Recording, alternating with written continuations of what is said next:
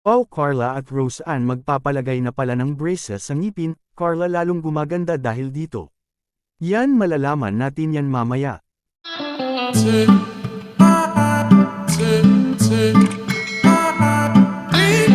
Sa namang mapalang araw sa inyong lahat mga kalingap, sana po ay lagi kayong nakasuporta sa aking ginagawang reaction video.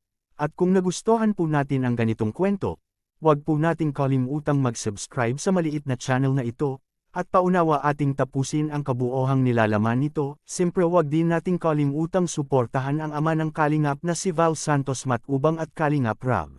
Magpapalagay na pala ng braces ang ating sikat ngayon na si Carla mga kalingap, kasama si Rose Ann kung saan pumunta sila ng klinik para magpalagay ito.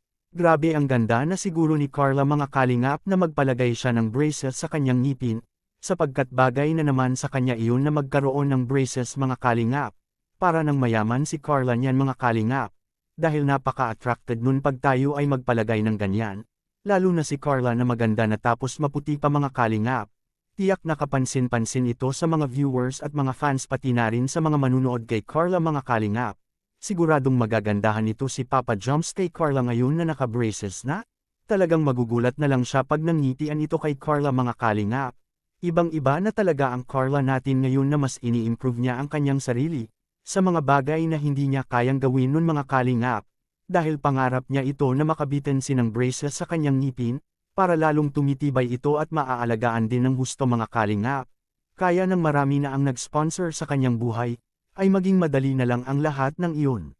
Dahil alam natin na malaki ang maitulong nito sa ating ngipin, tulad na lang ngayon sa ngipin kay Rose Ann, na hindi magkapantay mga kalingap na mahirapan siya pag ngumiti ito, sapagkat ang kanyang ngipin ay hindi pantay-pantay ito.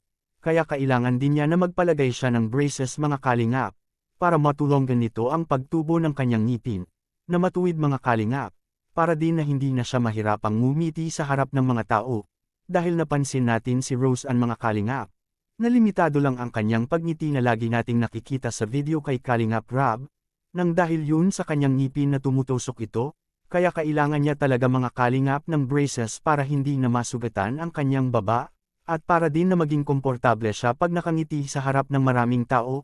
Kaya si Carla at Rose Ann ay malaki ang kanilang pasasalamat kay Jack Tapia Matubang, dahil tinulungan sila at sinamahan para mapadali ang pagkabit ng braces sa kanilang ngipin. At ito ang kuha kung saan nagpapalagay sila. Ating panoorin sa maikling video. Very beautiful kapag nabay kasi. Kaso ano, see? Tingin daw? Tingin daw? Ay, taas pala. Wala Anong na. feeling? Okay naman po. Ano? Saan ka naman kayo? Tanong muna. Napacheck mo kayo doon kung ano.